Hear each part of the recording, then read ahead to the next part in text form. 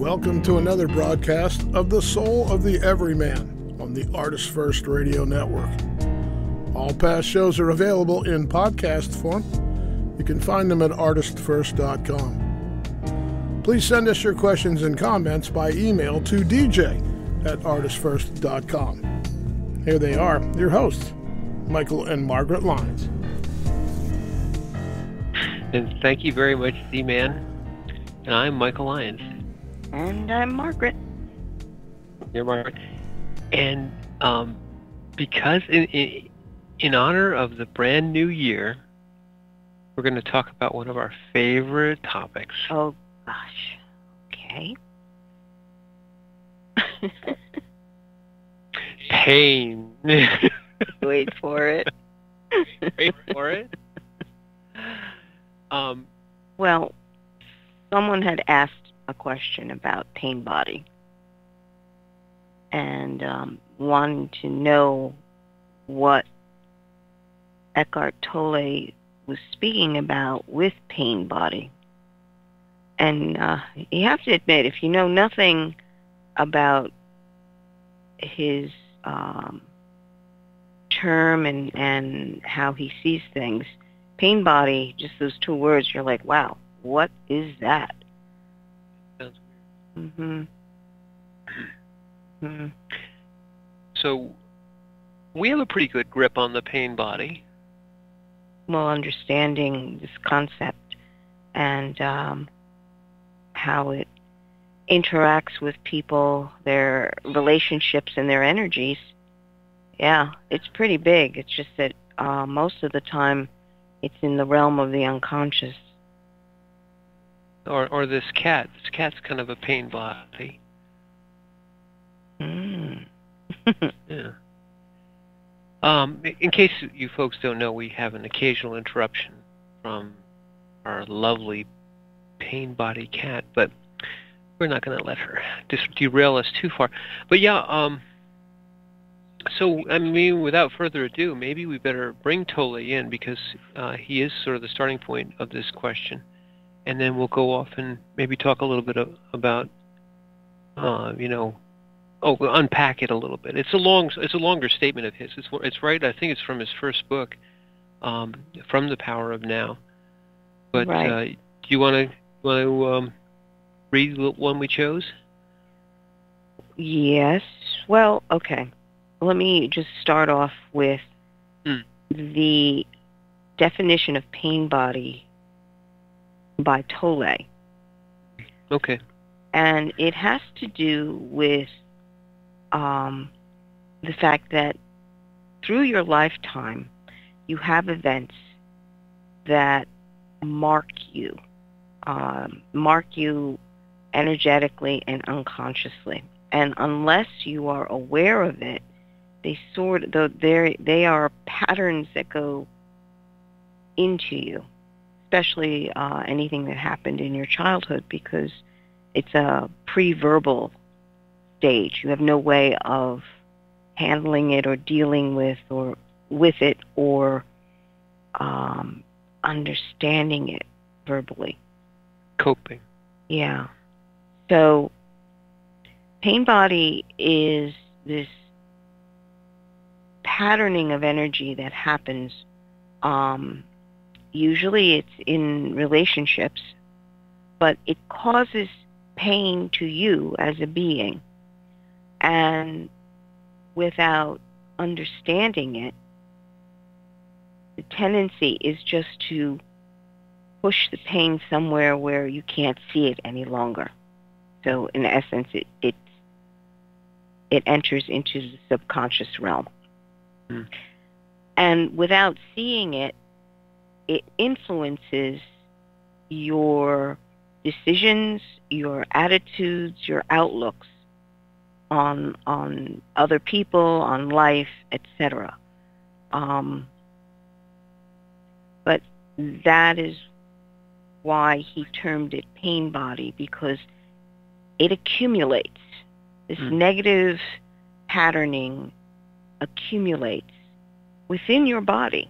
In fact, holding that in many times correlates to different physical ailments or pains that happen in your body, because you're stuffing it in a place where you don't see it, but your body is still holding it. You're feeling it. So it accumulates a body of its own, and it's made up by painful memories or painful experiences. And pain is caused when you have reached the limit of what you are accustomed to dealing with. So the minute you cross that threshold, pain happens. So with that as a starter point for what pain body is, this accumulation. And the other interesting point about it that he talks about is that it accumulates through lives. So in other words, you can have a family pain body, a cultural pain body. I suppose you could, at that point, you can have a national pain body. Or a human, basic human pain body that you're saddled with, if you will. Right. And then if you take it a step further, you can tap into different lives that your soul has gone through. And without processing it, it still floats around in your energetic field, but you don't see it because the way it was originally made, you did not want to see it. Right. So it went subconscious. You were not, because to see something, you must be conscious. So with that as the foundation. Well, if backtrack. What I'm hearing, I like exactly. How would you differentiate this, if at all, from karma? Or are they similar concepts from two different points of view? Yes, karma is more along the lines of completing the action. Because you start an action, and most people think of karma as negative, so you're starting a negative action, but there is positive karma. So, that's true. So the idea was that you were going to be conscious enough to continue down the positive karma road and process through all the negative. But the problem, of course, is that the negative karma contains pain. And the first reaction any human has towards pain is it tries to push it away or get away from it. I do. Somehow. Just don't want to feel it. And then the other thing before you go into Tole, but I think it's going to echo in Tole, is that the pain body acquires a life of its own and its own, I'll say its own identity, but in essence it forces its identity upon you, and it wants to survive and have you identify with it. Well, it's an energetic patterning. So it's a certain frequency of energy. And once it's created, like anything that has energy, it needs to be fed in order to continue. Yeah. So periodically, it wakes up and it wants to get fed. And when it gets fed, it means that, if it's an angry kind of energy, an anger pain body, you will start initiating confrontational incidences in order to feed that pain body. And right. Since it's unconscious, frankly, you can define that as a moment of insanity. Yeah. Because you're not conscious in that moment, you're not sane. And I think that this relates back. We're going to go right into Tully, but it relates back to you can kind of do something in great anger, and people even say, I just lost my mind. I had no idea what I was doing. screaming, yelling, carrying on. Then you look back and say, what was I, what made me? Pain body is what made you do that. The idea is that if you understand that the pain body is a reaction that almost crystallizes, and you go down these well-worn paths of the same response pattern over and over again because you get triggered. And it wants to eat in the same exact way, with the same exact energy. So it feels repetitious. You feel like, why can't I stop doing this every time? That's all pain body. Why can't I? Why can't I? And that's why Tolle brought it up, because that is an unconscious state. Yep. So, shall we go to his quote? Yes, please. Okay. Once the pain body has taken you over, you want more pain. You become a victim or a perpetrator. You want to inflict pain, or you want to suffer pain, or both. There isn't really much difference between the two. You are not conscious of this, of course, and you will vehemently claim that you do not want pain. But look closely and you will find that your thinking and behavior are designed to keep the pain going for yourself and for others. If you were truly conscious of it, the pattern would dissolve. For to want more pain is insanity, and nobody is consciously insane. And that is Eckhart Tolle. And, unpacking that is a lot there, of course, because Tolle is very pithy. But what you were saying is really the direct reference. The pain body wants more pain. It is both made up of pain, and it consumes and desires to continue to consume the products of pain, the actual energy of pain. And it might be interesting to kind of explore a little bit what the energy of pain is. It's many different things. Pain, a lot of people believe that pain is the simple pain. You put your hand on a hot object, it hurts, you want to draw back. It's an instinctive reaction. But there's a saying which says the burned hand learns best.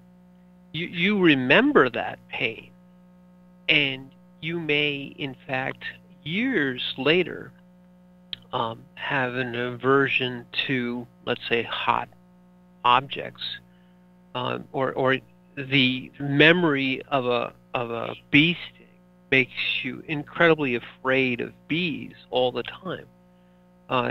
It becomes not just a memory, but something with a lot of emotion and a lot of charge attached to it, where you will plan your day around not coming into a situation which will be fraught with pain. But conversely, as Tolle also says here, you may try to tell yourself that you're doing this so you won't experience pain, but yet you put yourselves in the situation where it's almost unavoidable to experience this pain. It's not necessarily the pain of a bee sting, but the pain of all that unconscious emotional baggage, which then, when it wells up, when it's triggered, when the bee sting figuratively happens, whatever it is, it just comes roaring out as though it happened yesterday, as though it happened seconds ago. When you're replaying and refeeding a pain, or many pains, but let's say a painful situation which may have happened, as you said, many years ago, perhaps in an unconscious something that happened in your childhood, which then to this day ends up putting you into the state of a victim or a perpetrator or both, based on perhaps something which very mildly triggers, but gets this immense tsunami reaction. And you can see it in people. So all I said was X, Y, Z, and then they were just insane. They came at me like I was, and that the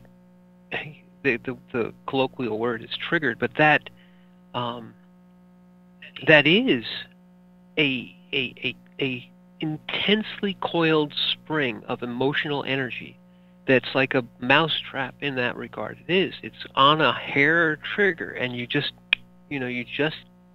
have to barely touch it, and it snaps outward, and you can literally see the person in front of you become possessed by this pain body, go into the exact same level 10, level 12 emotional state from zero. There's no in between. There's no, I'm getting angry now, and you really oughtn't to do this, and you wouldn't like me when I'm angry, Bruce Banner. No, you go from 0 to 1,000 in a millisecond. Heart pounding, sweating, palpitating, veins popping, screaming, whatever, because your pain body is ready, waiting, completely, primed. Doesn't need any build-up at all. It's just ready to go. It just takes over, and you're gone. You, the consciousness, are gone. Yeah, and it's interesting if you begin to look at yourself in those terms, that there's this pre-programmed part of you that all it needs is that trigger, and then it goes through the exact same cycle over and over again, the same phrases, the same emotions, the same, and trying to stop yourself when you're in the middle of that is impossible. It really, unless you have some divine intervention coming in, you cannot stop it. It is almost like a waterfall, and you've got to reach to the absolute end of this pattern before you can come out as a consciousness again and make a decision. And it's when you become aware that this is happening, your first reaction is, I can't stop myself. Horror. I just can't stop myself. I'm saying the same thing. Oh no, I'm saying the same thing my mother said. Yeah. This is I think that phrase will touch a nerve in many, if not all. I'm saying the same things that so-and-so said, and doing the same things that so-and-so did. And you mentioned earlier in the beginning of the conversation, this generational pain body. These pain bodies live and are passed down like parasites. You could say that the actions of someone else's pain body create their echo pain body in you, but it's almost like passed down in the DNA. You have right? Yeah. You have what they call the soul family pain body, or you were saying that there's this. Yeah. The idea with the soul is that you are incarnating in order to process whatever issue or karma there happens to be in that particular family. Yeah. And we conveniently forget about all that when we're born. You have no memory of saying, oh yeah, I came here because I was going to help work through whatever or do whatever. Remember, the bloodline. Yes. These bloodline issues. Right. When you're, to put it in these terms, when you're born into a family, you inherit many things. Maybe you have somebody's unfortunate nose, or a certain height or whatever. but you also inherit a portion, or sometimes, a large portion, or maybe the whole of the pain body of that bloodline. And as you said, you have the opportunity to expunge this, to both process it and actually remove it from the bloodline, like a detoxifier. But it's difficult. It is a wonderful opportunity to help all the souls in your family. And you have to have a resolve in your heart that we're not going to continue this. It stops here. I will not pass this on to my children. Yeah. This, whatever the habit form, whatever the thought form, whatever the emotional reaction, whatever the attitude is, you make the decision, I will not allow this to pass. And this is a decision, both a commitment and a decision made in a conscious state. And it can be a reaction initially to seeing. One of the things that's required to expunge or to deal with your pain body is to abstract yourself and observe, as Tolle talks about, become the observer. Draw back, in essence, almost watch yourself go through this cycle, perhaps in horror, but then realize that there's something here which is not under my direct control, which has a life of its own, which I have to do something about. Well, and that, Yeah, and many teachers and masters have always said you must be able to master yourself before you can be a master. And this is part of what they were talking about. You must be conscious and aware without reactions. And that concept alone would blow most people's minds, because they're unconscious most of the time. They have nothing but reactions. And they say, no, I'm conscious. I'm doing...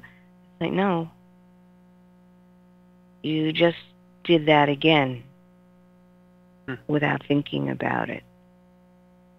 Can you come to the point of consciousness and realize what you're doing?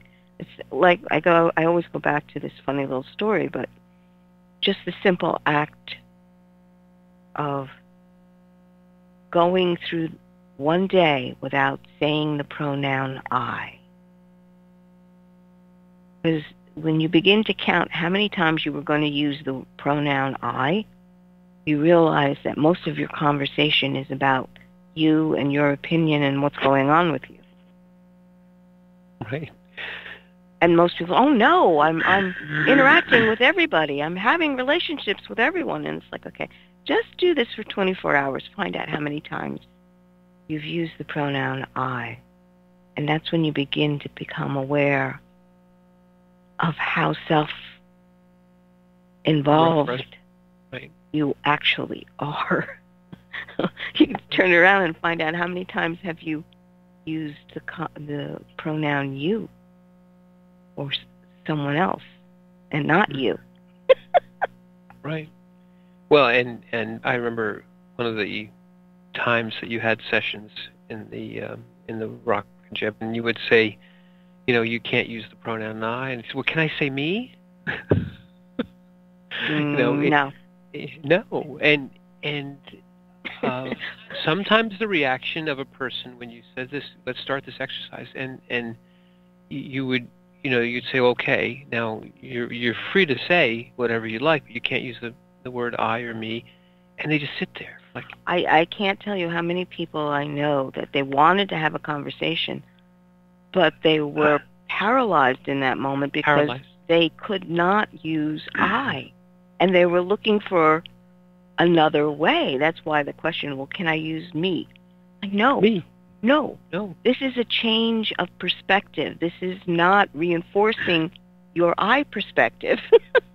So Right. it was really it's quite a discipline.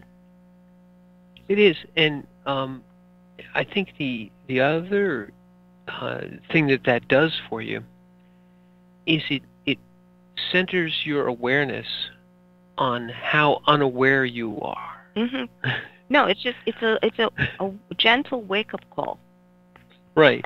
to make you realize that you aren't as aware as you think you are. Right. You are not as conscious as you think you are. And back to pain body. So this is a mild thing, to sit there and say, well, don't say the word I, and in casual conversation. But pain body roars up and comes out of nowhere because it's just waiting, not for I, but for its cue. Right. And pain body is waiting in the wings for you in an unconscious state to perceive what it thinks is its cue. So you're going along saying I, and pain body's sitting there going, any moment now, And then the moment happens, and it throws what you consider your foreground mental consciousness, the I, what I'm doing, what I'm thinking, what I'm doing, what I like, what I don't like, it throws it to the side and takes over your voice, your body, your physical actions, your thoughts, and the story. It takes over your story and says, this one is just like and this one's trying to do this to me, and you become, in essence, possessed of yourself. But there's no more I. There's just the pain. Yes, exactly that. Well, shall we take that moment of pain into the break? No, we're not going to be triggered by that. But let's take a little break and think about a little bit through the break about the pain body. On the other side, we'll talk more about Tole and pain.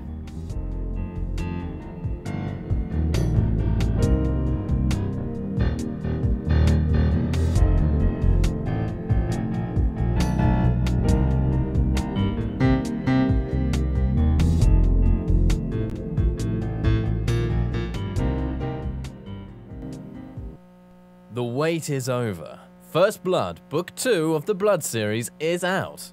Your favorite bad boy thief Dev is back, and the beautiful and deadly Trey is right there with him. She is sharp, sexy, and full of surprises. Their adventures continue as a new power arises to threaten the world. The heart of creation is under attack, and time is definitely not on their side as they battle against their enemies' undead hordes. Can they unlock the hidden power that can defeat him, or will his forces draw first blood? Get all 3 installments in the series. Book 0, It's in the Blood. Book 1, Destroyer's Blood, and the new release, Book 2, First Blood, today.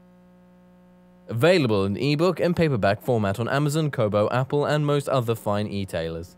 Rick Riordan fans, love mythology with plenty of action and humor? Destroyer's Blood is for you. The new fantasy novel by award-winning author Michael Lynes is Book 1 of the adventures of Dev Kalian, the Blood series. Follow Dev and his magic sword Betrayer as they are suddenly attacked and forced to return to Olympus to fight in a war they want no part in.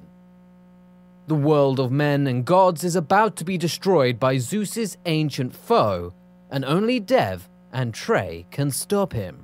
The conflict never stops, and the amazing twist will have you on the edge of your seat.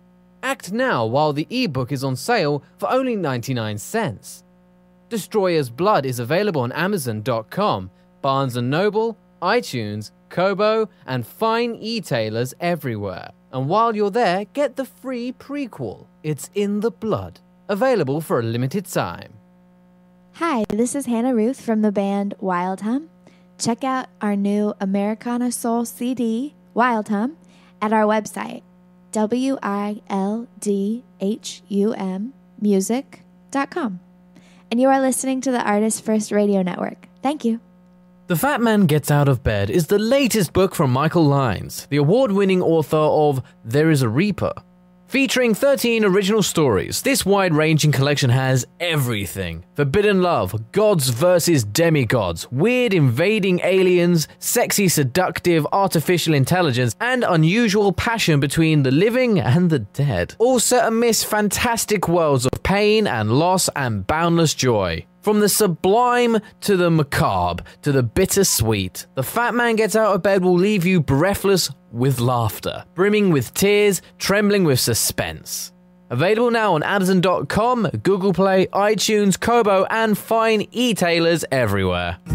There is a Reaper is the story of 5-year-old Christopher Aaron and his life-changing struggle with leukemia. Winner of both the Indie Bragg Medallion as well as the reader's favorite silver medal for memoir, There is a Reaper has more than 100 Amazon book reviews and a 5-star rating. It has been described as life-changing, spiritual, a must-read. Just released on Audible and iTunes, this memoir is also available in paperback and on Amazon Kindle for only 99 cents. Get your copy of this life-changing memoir today.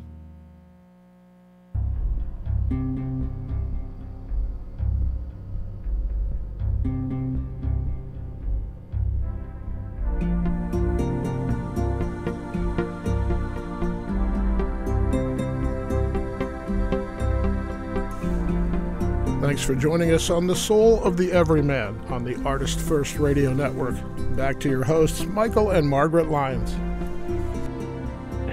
Thank you very much, Z-Man. And that wasn't a pain at all. That was good. But we are talking tonight about pain.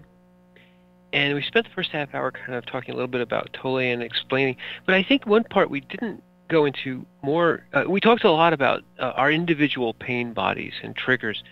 But there is also a huge amount of the pain body that is focused on relationships. Now, I think everyone can relate to the fact that there are toxic people in your life.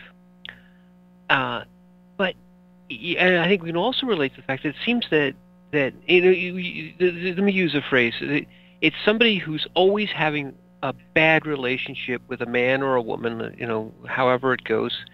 And it always seems to be the same bad relationship over and over again. No matter what partner they start off, they say, well, I don't want this again, and I'm going to never date another person who has these hang-ups and these issues.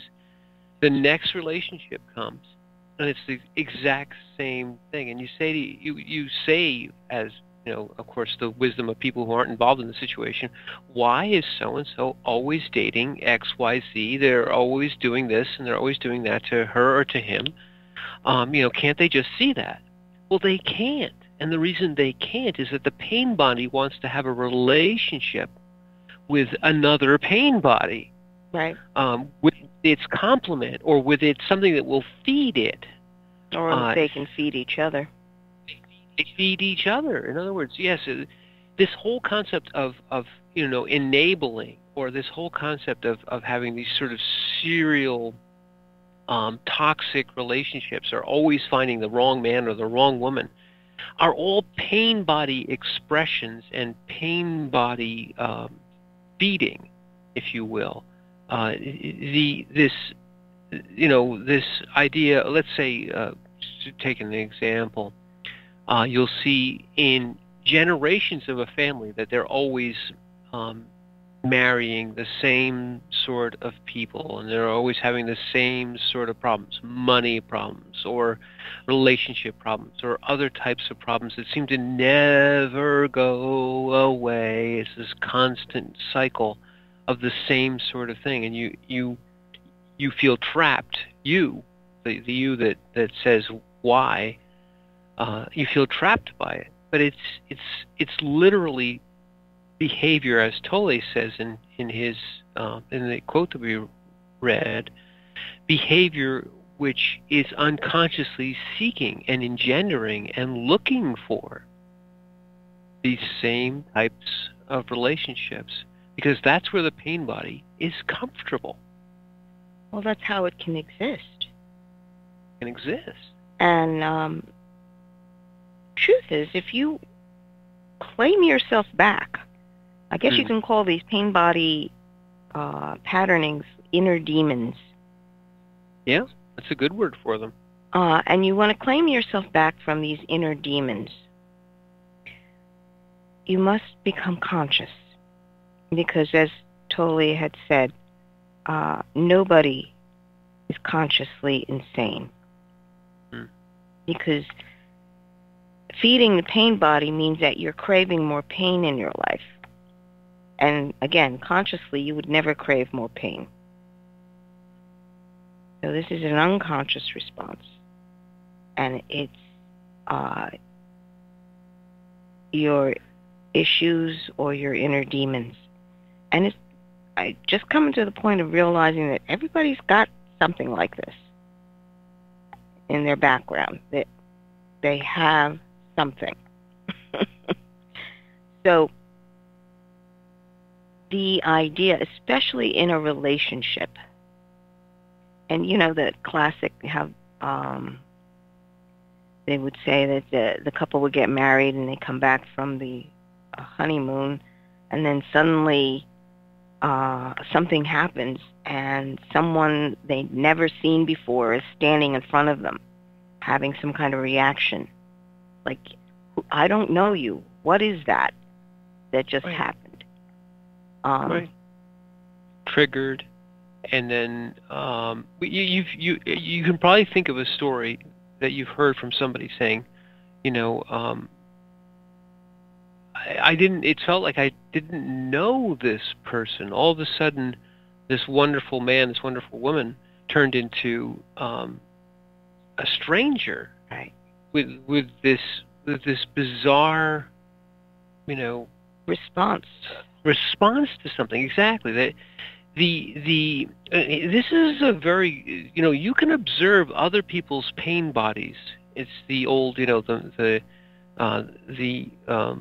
mote in the other's eye, the log in yours. But you can observe and say, oh, you know, why is so and so upset by something so simple? And I would never be upset by that. Well, you've got your own thing, but what you're seeing when somebody reacts in what appears to be an irrational or a overblown, something which you say, well, it's so simple. You just do this and that. It's all you got to do is. But yet they don't see it that way. They, you know, for them it's an existential life or death. Gotta do it this way. Can't do it that way. You're breaking the rules. Don't you realize disaster, Armageddon, you know, dogs and cats living together, all these horrible things will happen if you allow this. And you're like, you mean turning over the dish rags this way is going to cause that? You know, but yet that's their pain body coming up, maybe from something generations ago, maybe from just their childhood, where that trigger, whatever it is, simple thing of dumping the coffee grounds in a paper bag versus a plastic bag, and they just have this, you know, toot reaction. I mean, whatever it is, crazy little things. Like the toilet paper roll is put on backwards. Right. Whatever is backwards. Now you're touching sacred ground. You know, it's these absurd little, but it's something that has been passed through a generation or two. No, there's a right way and a wrong way to do that. You know, and we're laughing, but it's like it just takes little things, and then you're sitting there going, okay, now why was that a trigger for anything? How could that possibly be a trigger for anything?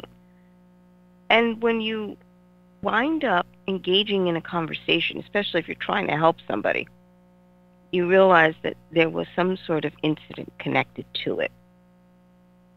And that was what we always do with that. Well, that was because Mom basically went ballistic and she lost it because, I don't know, whether she was under stress in some way, dealing with a situation, and she just blew up all over the kid. I said it earlier. Pain body occurs when you're brought beyond what you think are your limits. you go into a state where your physical mind, your physical persona, is being molded by forces you can't control, and the scars stay. The scars and the energy that's inherent in them that you've tucked away now, and you kind of said, "Well, I'm never going to go there again." Yeah, no, but yet, because it caused this person in their childhood. It caused them a lot of distress, and they couldn't figure out what the heck was. But okay, never do that again. So I got to put this away. So the minute anything comes along that looks like the toilet paper roll is going to go on the wrong way, it's like, no, the world is ending. And it's a lot of childhood traumas, because for a child it does feel like the world is ending. Exactly. And once you have the seeds of the pain body, whether it's passed on to you or you grow it yourself, it does not dissipate. It does not lie dormant and slowly fade away. It, in fact, actively, subtly, below conscious level, actively, subtly look to have these situations occur. So, you and yours, it's looking. It's aware on that level that it's looking for its same frequency. Yes, that's a good way to if it's a relationship, and this pain body was produced out of severe anger over something, it's looking for the same kind of relationship to engage in, to continue feeding on that anger frequency. And that's where your consciousness is like, well, why am I trying to date somebody who's just like what I just saw? And becoming aware of, there's a pattern here. Okay, pattern I'm not really aware of. So it's taking that step into consciousness, into awareness. Like, no, once you are conscious, you will not engage in that again. But you got to shine the light of your consciousness on it, because that is hiding in a state where you just didn't want to see it before. And I think I said this to you or to someone. The only way to handle pain is not running away, but going through. You must go through in order to handle it. Otherwise, it just keeps coming back, trying to engage you, to put the light of your consciousness on it, to free that part of your energy. Because that pain body is created by your energy. Your energy, a part of it, was taken and wrapped around this painful incident. And that part of you has been holding it ever since. And the only way to free that part of you that's holding this painful memory is to shine the light of consciousness on it, your light. And many times you've got to allow your heart and your divine connection to open up. Your heart's got to be filled with compassion for yourself at that point. This is very important. We're talking a little bit about how to heal, and the light of consciousness and compassion are incredibly good tools for this, because compassion, and we could say it in this way, you have to forgive yourself and forgive those who engendered this reaction and this pain in you, this fear perhaps or pain in you. Because that is a conscious, forgiveness is done in consciousness. You have to say, look, in essence and figuratively, look, I understand that this person was trying to hurt me, but yet I have to let that go. I have to then forgive. You have to understand and forgive yourself in the light of consciousness and say, yeah, at that time I accepted it. I have to go back and let that go. There's many, this can, working yourself through this can work into therapy, it can work into meditation, it can work into many different avenues. But a good way of saying it, as you said, is the light of consciousness. It has to be done in awareness, and forgiveness done in full measure. And then you literally assume, reunite with this fragment, shard. We've talked about that too in the past. The pain body is made of these shards of yourself that you left in your past. Another characteristic of all pain bodies is they are of the past. They can feed in the present. In fact, they always feed in the present. But they take away from the present moment, making you relive and go through the past. It's always about the past. It's always about pain brought to the present moment and then overwhelming the current now with back then. It's keeping the pain alive. Keeping the pain alive. We've all heard that phrase before. You're keeping that pain alive. Right. And it's an intuitive understanding. That comes from an intuitive understanding that right. If you feed it, it will grow. Oh. So in order to separate yourself from it, because you've got to make that decision that, enough. I'm not going to continue feeding this issue, feeding this, understanding your life force. You have life force. And in order for some part of you to live, you must feed it, and you feed it by giving it attention. You must make the decision consciously of what you are going to feed, because that brings that into your life. What you feed and nurture and grow comes into your life. So going back and reliving the past pains feeds and nurtures that pain, and it will continue to live in your life. But to decide that you no longer will go down that path, which means I have to forgive. I have to forgive myself, and I have to forgive whoever was involved with that incident to be free of the pain body, that structure that comes back and feeds off of you again. Also understanding that pain body is associated very much by fear. Okay? Yeah. Much of the patterning that happens by pain body is out of fear.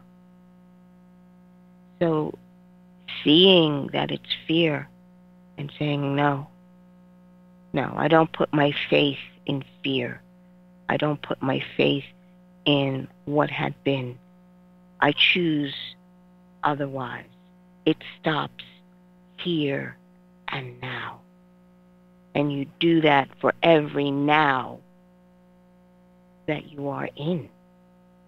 And totally, this isn't an endless process. You start to starve the pain body, and it begins to dissolve. It will dissolve. The beginning steps are the harder steps, but they don't get harder and harder or continue to be this tremendous uphill climb. You like with many things, the foundation is oftentimes a decision. Sometimes it's hitting rock bottom as an addict. Sometimes it's just, you mentioned in the last half hour, you see clearly that you don't want to continue this into your children's lives. You say, I don't care if it's messed me up. I'm going to make sure it doesn't mess them up. And in doing that, you also can free yourself in the same way, because you've made a decision in consciousness to say it stops here. And you made a decision in consciousness that I'm not going to feed this anymore. Now, it's not perfect in every person, but those types of decisions, which are made in consciousness, you see at rock bottom as an addict that I can't do this anymore or I'm going to die. Right. You know, I can't do this anymore, or you know, I've ruined. And so some of the many steps of the 12-step programs, the first step of those 12-step programs is acknowledging that this is who you are, and that you have And there is a way out. There's a way out, and there's a higher power. I mean, these are the steps of 12-step because they're very similar in many of these different ways of you have to acknowledge the pain body, you have to see the pain body, you have to make a conscious decision you're not going to feed this pain body.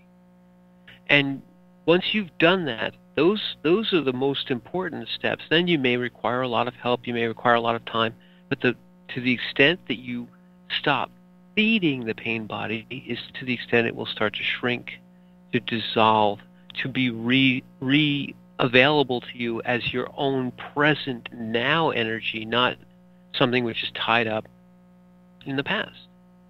If I may, I just want to go back to something we discussed the first half hour. Sure. The fact that these exercises, in order to become aware of the fact that you're not always conscious, I found that the most consistent and simplest exercise is when you're driving. Oh yeah, I forgot to. That was my pain. I should have reminded you that. Yes, the driving thing. Oh, I meant to remind you. But when you're driving, and let's face it, you're interacting with a whole bunch of other people on the road. There are many kinds of drivers. And inevitably, someone will either cut you off or do something really, really stupid. And that's, especially if you get cut off and you're put in danger, that's an instantaneous reaction. That's where your pain body is. You get triggered usually, and it's the pain body that is associated with how you wield your power. Because when you're behind the wheel of your car, you have power in your hands. So it's that kind of mode in your head, okay, I'm powerful, I'm driving along. Then somebody cuts you off. What is your response? Are you capable of choosing, or are you going to go immediately into the same response you've always done whenever someone has done that? It just begin to be aware of what's happening to you when you do that, because it feels like a real physical threat when you're driving a car and someone does something dangerous. Right. And you see pain body reactions immediately. You know, people talk about road rage and things, but the interesting thing about driving, and this is even more evocative, is you oftentimes are driving to a very familiar place, your work or your home or whatever, and so you're in sort of an unconscious mode. You're able to drive if you've been driving for a while without thinking about it too much. So you're literally kind of la having a conversation, looking at the birds, whatever, and then, as you said, some incident happens and it cuts right through that, because pain body's sitting there in the background going and then something happens, pop, and it goes past that fear spurt, the adrenaline bang, you know, there's a problem here, and right into pain body starts to feed and comes roaring up, and the words that you never would say in front of your children come spilling out of your mouth, and the purpling brow and the clenching the wheel, and I'm going to get that guy, and I'm going to show, and the whole thing, and it's instantaneous. It's from 0 to 1,000. This is another. If you're observing yourself and you see that some little thing, this little thing, when this happens, I go from 0 to 1,000, and I'm saying things and doing things that I would never do under what I consider normal circumstances. The person I think I am, I'm cultured and nice, and no, all of a sudden you're a maniac screaming down the road at 90 miles an hour. Right. And it's an exercise. So if you are capable of bringing your consciousness forward And you take the wheel. You drive the car, not your pain body or your response. It's you. It's a real discipline. It's a real discipline. And we have to be disciplined now, though. Yeah, I believe we've reached the end of our hour. So, I'm Margaret. And I'm Michael, and this was not a pain. This was fun. Oh, good. And thank you very much for listening.